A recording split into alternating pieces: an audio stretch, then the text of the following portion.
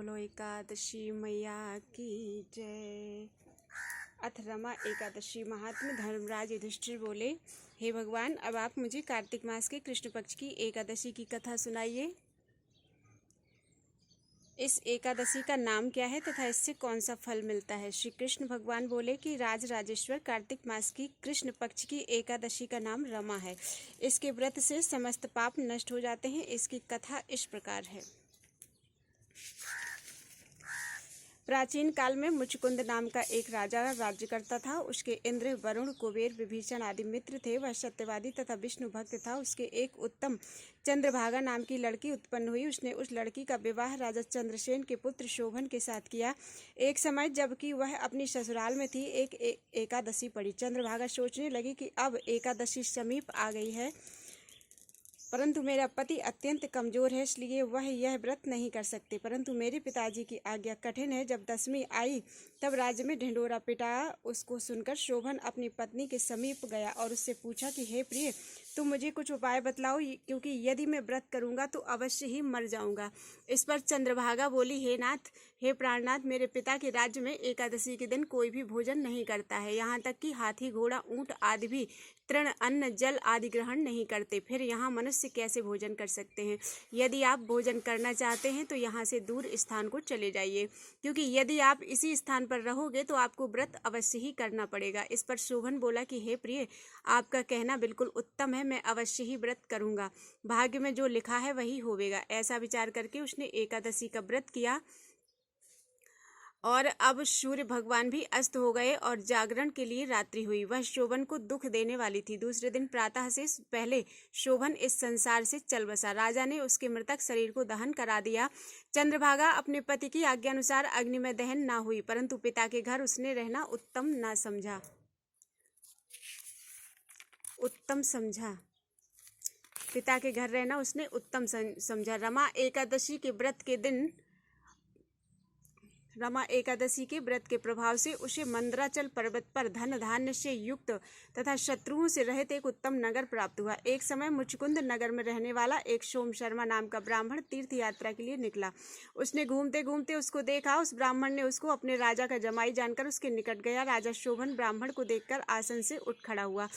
अपने ससुर तथा स्त्री चंद्रभागा की कुशलता को पूछने लगा। सोम शर्मा ब्राह्मण बोला कि हे राजन, हमारे राजा कुशल से हैं तथा आपकी पत्नी चंद्रभागा भी कुशल है। अब आप अपना वृत्तांत बतलाइए। मुझे यह बड़ा आश्चर्य है कि ऐसा विचित्र और सुंदर नगर आपको किस प्रकार प्राप्त हुआ। शोभन बोला कि हे ब्राह्मण, यह सब कार्तिक मास के कृष्ण पक्ष की रमा एकादशी के प्रभाव से है। इसी से मुझे अनुपम नगर प्राप्त हुआ, परंतु यह अध्रुव है। इस पर ब्राह्मण बोला कि हे राजन, यह अध्रुव क्यों है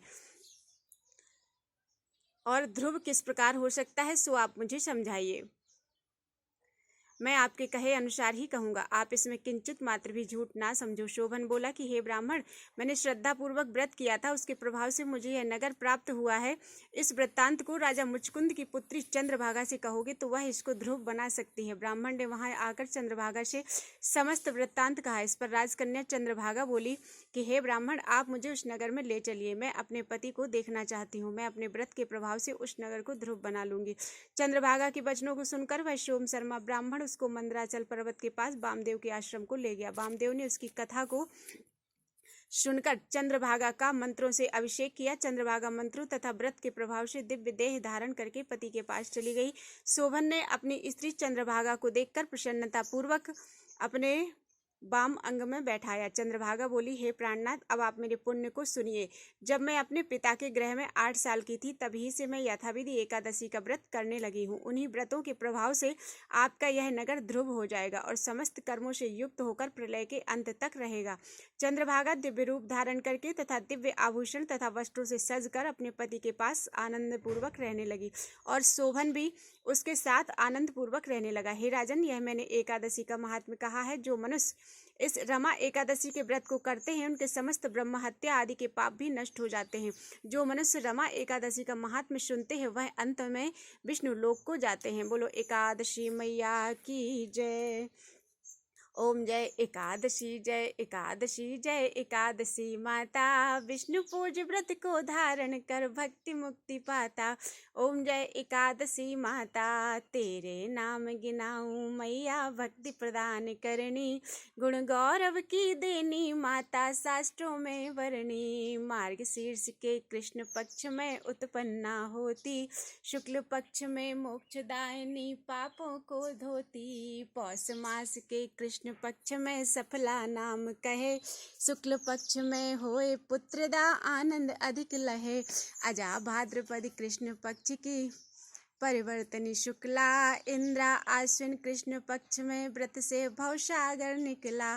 पाशांकुशा है शुक्ल पक्ष में पाप हरन हारी, रमा मास कार्तिक में आवे सुखदायक भारी। देवोत्थानी शुक्ल पक्ष की दुख नाशक मैया, लौंद मास की करूं विनती पार करो नैया। शुक्ल लौंद में होए पद्मिनी दुख दरिद्र हरणी, परमा कृष्ण पक्ष में होती जन मंगल करनी। जो कोई आरती एकादशी की भक्ति सहित गावे, जन रघुनाथ स्वर्ग का वास निश्चित वह पावे। ओम जय एकादशी जय एकादशी जय एकादशी माता, विष्णु पूज व्रत को धारण कर भक्ति मुक्ति पाता। ओम जय एकादशी माता, बोलो एकादशी मैया की जय। आरती थोड़ी सी भूल गए थे, इसलिए आरती पहले से पड़ी हुई है, उसको आप देख सकते हैं। राधे राधे कृष्ण